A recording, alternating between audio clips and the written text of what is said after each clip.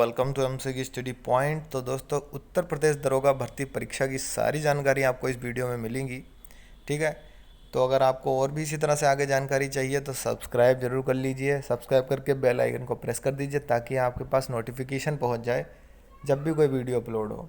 ठीक है, तो ये वीडियो बहुत ज़्यादा इंपॉर्टेंट रहने वाला है क्योंकि मैं इसमें बताने वाला हूँ कि सबसे ज़्यादा फॉर्म किस कैटेगरी में भरे गए।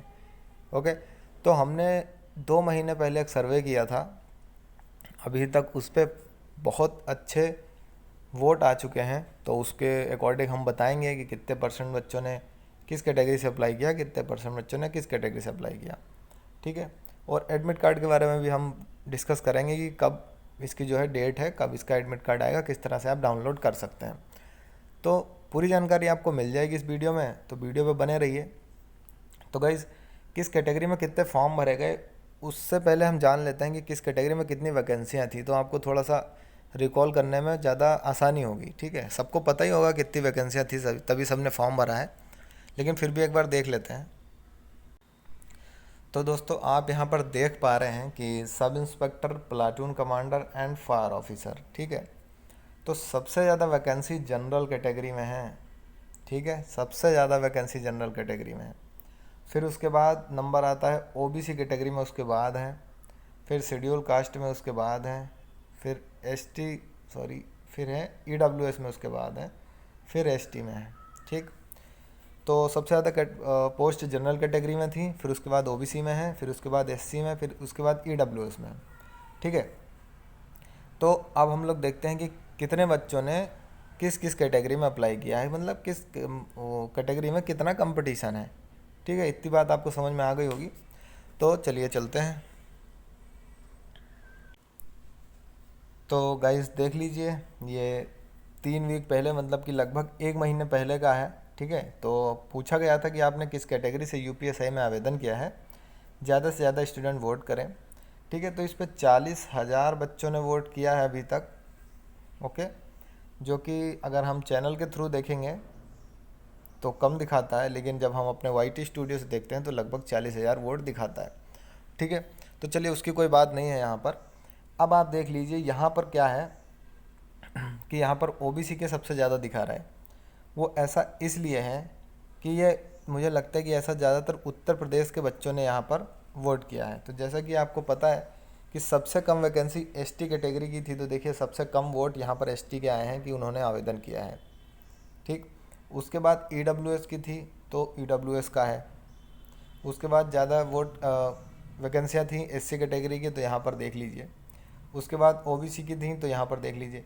जनरल का ऐसा है कि जनरल में देखिए वैकेंसियाँ तो ज़्यादा हैं, ठीक है, और बहुत लोगों ने अप्लाई भी किया है, लेकिन बहुत सारे लोग जिन्होंने अप्लाई कर दिया है वो अब इस टाइम एक्टिव नहीं है, या तो उन्होंने सोच लिया है अब हमें कोई दूसरा एग्ज़ाम देना है, किसी दूसरे एग्ज़ाम की तैयारी करनी है, एसएससी वगैरह या किसी और का, या पीईटी का। ठीक है, अगर क्योंकि आपको पता होगा कि अगर आप लोग कोई भी, मान लीजिए कोई भी बड़ा यूट्यूब चैनल है, अगर आप वहाँ पर देखते हैं वीडियो और दरोगा की वीडियो अगर आप देखते हैं तो बस ज़्यादा से ज़्यादा 1 लाख के आसपास ही व्यू आते हैं। ठीक है, फॉर्म तो 12 लाख बच्चों ने भरे हैं। ठीक है, अपने चैनल की बात नहीं कर रहा हूँ, कोई भी आप बड़ा, जो आपको बड़ा यूट्यूब चैनल लगता हो कि उस पर सबसे ज़्यादा व्यू आते हैं, तो फॉर्म तो 12 लाख बच्चों ने भरा है, लेकिन जो एक्टिव हैं, जो हर इन्फॉर्मेशन लेते रहते हैं कि एडमिट कार्ड कब आ रहा है, एग्ज़ाम कब हो रहा है, वो लगभग बस 1 लाख के पास व्यू आते हैं। तो मतलब बहुत सारे बच्चे फॉर्म तो भर देते हैं, लेकिन फॉर्म भर के भूल जाते हैं कि उनको पढ़ना है, उनको एग्ज़ाम देना है या कुछ है। ठीक है, तो जो आपका जो कंपटीशन होता है, जो रियल कंपटीशन होता है, वो इसी 1 लाख में होता है। ठीक है, वरना 12 लाख बच्चों में आप समझ रहे हैं, तो आपको पता है कि 30,000 बच्चे आपके सिलेक्ट होने हैं रिटर्न में। ठीक है, तो वो जो 30,000 बच्चे हैं वो सिर्फ इसी 1 लाख बच्चों में से होंगे जिनके व्यूज़ आते हैं यूट्यूब चैनल्स पे।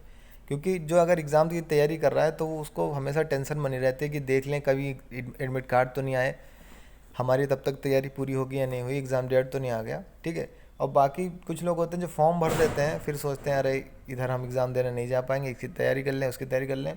और यहाँ पर सबसे बड़ी बात यह है कि जो जनरल वाले हैं वो यहाँ पर अदर स्टेट वालों ने अभी वोट नहीं किया होगा यहाँ पर। ठीक है, क्योंकि अगर अदर स्टेट वाले कर देते तो इस हिसाब से ये सबसे ज़्यादा फॉर्म जनरल कैटेगरी में भरे गए, क्योंकि जैसे मैं बता रहा था कि लगभग 3 लाख से ज़्यादा फॉर्म अदर स्टेट से आए हैं, और अदर स्टेट के बच्चे अब किस में काउंट होंगे, जनरल में काउंट होंगे। ठीक है, तो आप समझ सकते हैं कि अगर इसमें और 3 लाख फॉर्म जुड़ जाते तो ये ओबीसी से आगे निकल जाता।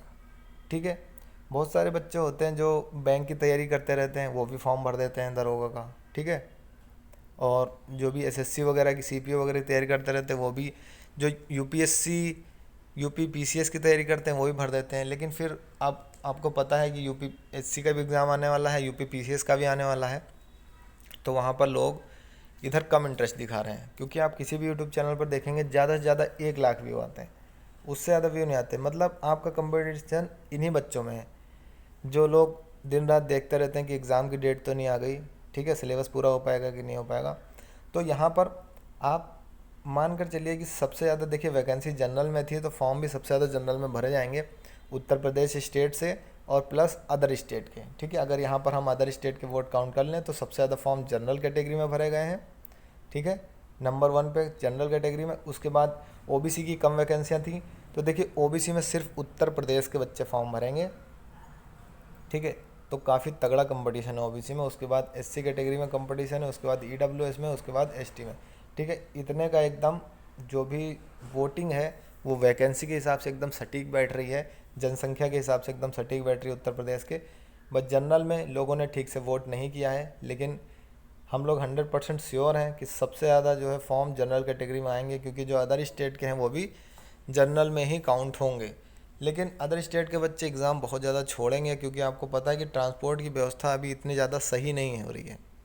ठीक है, बहुत ज़्यादा बच्चे एग्ज़ाम इसका छोड़ देंगे, क्योंकि वो आ ही नहीं पाएंगे, किसी का टिकट कंफर्म नहीं होगा, किसी का कुछ प्रॉब्लम हो जाएगी। तो जो जनरल का भी कंपटीशन है वो अपने स्टेट में ही मान कर चलिए कि इन्हीं के बीच में है, क्योंकि देखिए वैकेंसियाँ 3,000 के ऊपर हैं इसमें। ठीक है, तो जो अच्छे से मेहनत करेगा उसका हो जाएगा। और पिछली बार 250 नंबर कट ऑफ था, इस बार 250 से 260 इतना ही जाएगा, क्योंकि वो पेपर का लेवल टफ कर देते हैं। ठीक है, ऐसा नहीं होता है कि पिछली बार 250 गया तो इस बार 350 जाएगा, ऐसा नहीं होता है। पेपर का लेवल टफ कर देते हैं, तो पिछली बार से सिर्फ 5 या 10 या 15 नंबर ही आगे जाता है। ठीक है, तो मैं आपको बता दूं कि फॉर्म 12 लाख भरे गए हैं, लेकिन उसमें जो सीरियस कैंडिडेट हैं आपका 1 लाख के आसपास जो बच्चे हैं, 1 से 1.5 या 2 हो सकते हैं। कंपटीशन आपका उनमें ही है, क्योंकि जो जिन बच्चों ने फॉर्म भर के छोड़ दिया उनको कोई फ़र्क नहीं पड़ता एग्ज़ाम कब से है, एडमिट कार्ड कब से आ रहा है। ठीक है, तो उनकी सोच लो आप तैयारी किस तरह की होगी। वो मतलब किसी ना किसी और एग्ज़ाम की तैयारी कर रहे होंगे, जैसे आरआरबी एनटीपीसी का है, सीबीटी 2 का है, ओके, एसएससी जीडी का भी आ गया, तो उसमें तैयारी में लगे होंगे।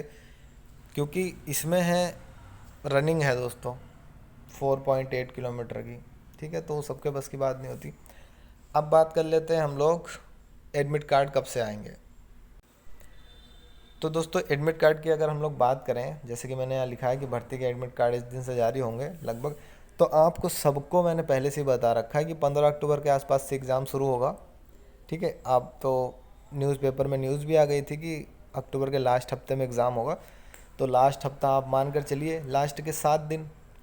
ठीक है, तो 23, 24, 25 के आसपास आप मान कर चलिए, तो एडमिट कार्ड आपका आ जाता है 6-7 दिन पहले आ जाता है।